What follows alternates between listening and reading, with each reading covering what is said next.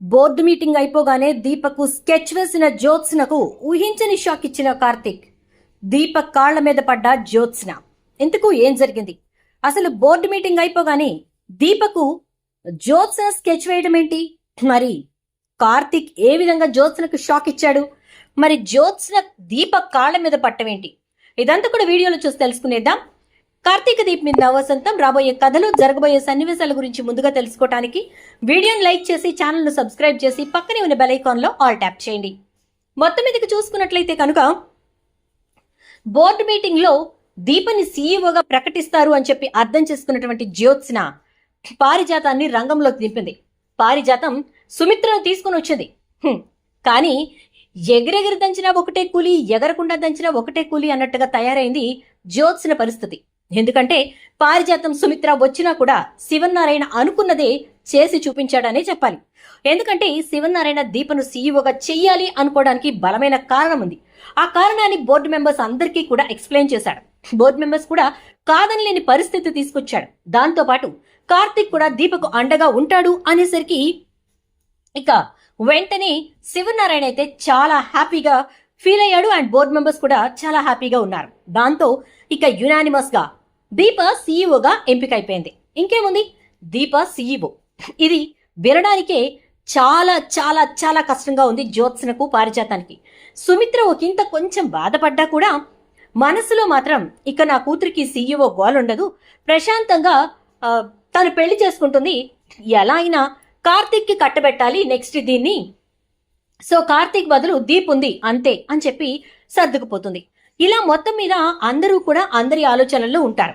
దశరథ్ అయితే నాన్న దీపను సీఈఓని చేయటానికి బలమైన కారణమే ఉంది, అది ఏంటి అనేది సమయం వచ్చినప్పుడు ఆయనే చెప్తారు, అప్పటి వరకు నేను కదపకూడదు అనుకుంటాడు.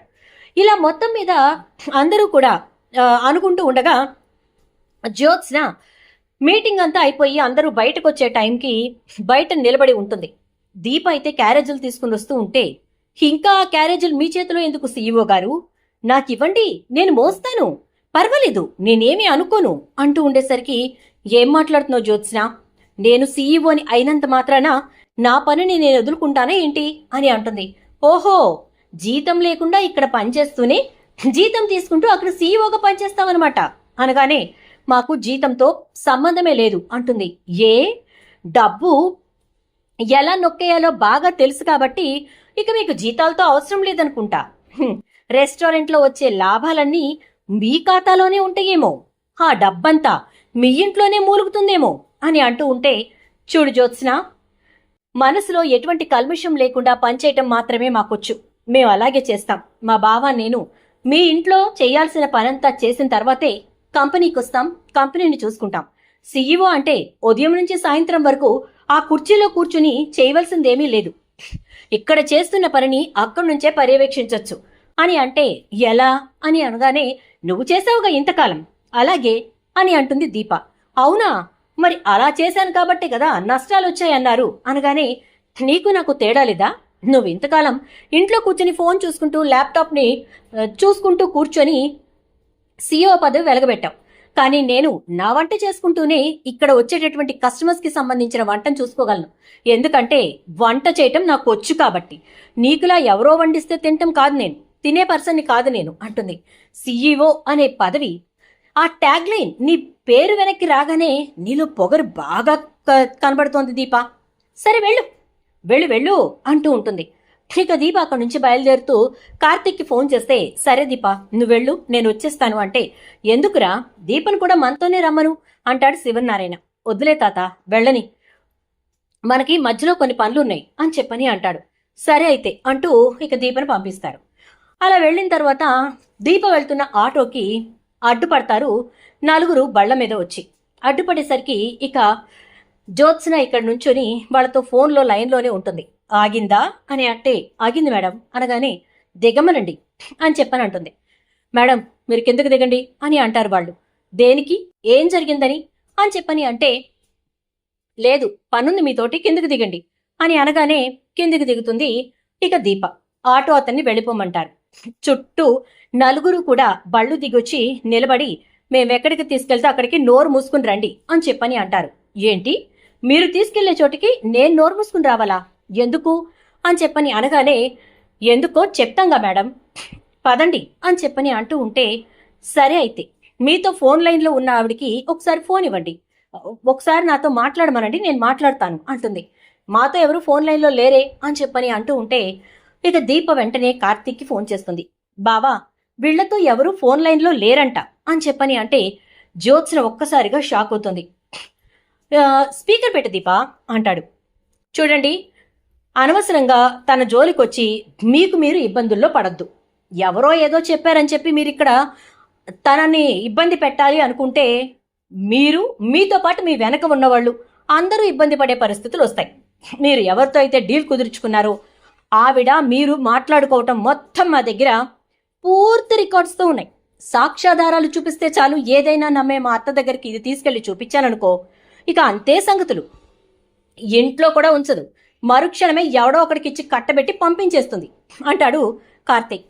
ఏంటి బావా అధిక ప్రసంగం చేస్తున్నాడు అని స్పీకర్ ఆన్ చేయని చెప్పి జ్యోత్స్న, ఏంటి బావా భయపడి మాటలతోటే నన్ను నెగ్గాలనుకుంటున్నావా అని అంటే, భయపడ్డదెవరు, నువ్వా నేనా అని అంటాడు.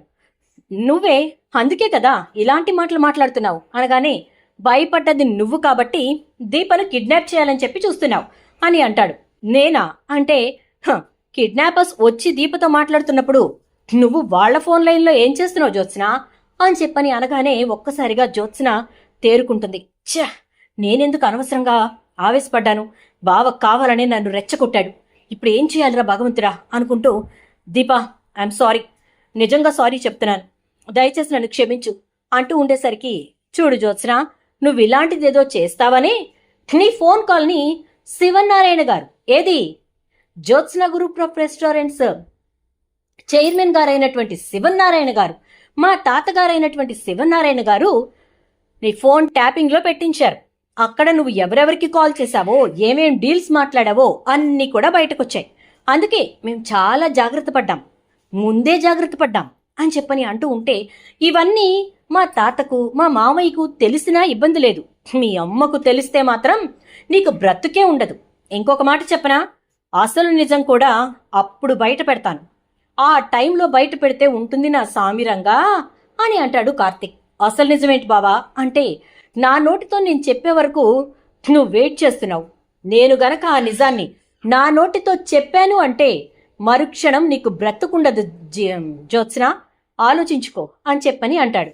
అనేసరికి ఇక వెంటనే జ్యోత్స్న, దీపా దయచేసి నన్ను క్షమించు, ఇంకొకసారి నీ జోలికి రాను అంటూ ఉంటే, పర్వాలేదు అమ్మాయి గారు, మీరు నా జోలికొచ్చినా ఎలా హ్యాండిల్ చేయాలో, మిమ్మల్ని ఎలా మడత పెట్టాలో మా బావకి బాగా తెలుసు అని చెప్పని అంటుంది ఇక దీప. అయితే అన్న తర్వాత ఇక రౌడీలతోటి మీరు వెళ్ళిపోండి, తన్ని వదిలేయండి అని చెప్పని అంటూ ఉంటే, హలో జ్యోత్స్న మేడం గారు, మీకు మరొక బంపర్ ఆఫర్, ఇది అయిపోయింది కదా అని మళ్ళీ ఇంకొకసారి రెచ్చిపోవాలని చూశారనుకోండి, మీరు వైరాతో చేసుకున్న ఒప్పందం గురించి బయట పెట్టాల్సి ఉంటుంది అని అనగానే, జేంటది నేనేం ఒప్పందం చేసుకున్నాను అని అంటే, మీ ఫోన్కి ఒక వీడియో పంపించాను చూడండి అని అంటాడు. ఒక్కసారిగా జ్యోత్స్న షాక్ అయిపోతుంది. ఏంటా వీడియో అని చెప్పి చూసేసరికి, జ్యోత్స్న వైరాతో ఈ డీల్ మాట్లాడుకున్నది ఎప్పుడు, ఆక్షన్ అప్పుడు పైన 10 కోట్ల రూపాయలు ఏవైతే ఉన్నాయో ఆ డబ్బు తనకివ్వాలని చెప్పి వైరాతోటి ఫోన్లో డీల్ మాట్లాడింది. అది ఎవరికీ అనుమానం రాకుండా మాట్లాడింది. ఆ విషయాన్ని కార్తీక్ బయట పెట్టేసరికి ఒక్కసారిగా షాక్ అయిపోతుంది. అర్థమైందిగా, ఆ డీల్ ఇప్పుడు ప్రస్తుతానికి నాకు మాత్రమే తెలుసు, అది దీపకు తెలిసిన ప్రమాదమే, అత్తయ్యకు తెలిసిన ప్రమాదమే, జాగ్రత్త అంటాడు. ఇలాంటి షాక్ ఇచ్చేవేంటి బావా అనుకుంటూ ఇక దీపకు మళ్ళీ సారీ చెప్పి నోరు మూసుకుని ఇంకొకసారి నీ జోలికి రాను అంటూ జ్యోత్స్న అయితే అంటుంది. రౌడీలు వెళ్ళిపోవడంతో దీప ఇంటికి వెళ్ళిపోతుంది. ఇలా మొత్తానికి కార్తీక్ అయితే జ్యోత్స్నకు దిమ్మ తిరిగేలా షాక్ ఇస్తాడు. చూద్దాం మరి రాబోయే ఎపిసోడ్స్లో ఏం జరుగుతుందో. వీడియో నచ్చితే లైక్ చేసి వీడియోని షేర్ చేయండి, ఛానల్ని సబ్స్క్రైబ్ చేసుకోవడంతో పాటు పక్కనే ఉన్న బెల్ ఐకాన్లో ఆల్ ట్యాప్ చేయండి.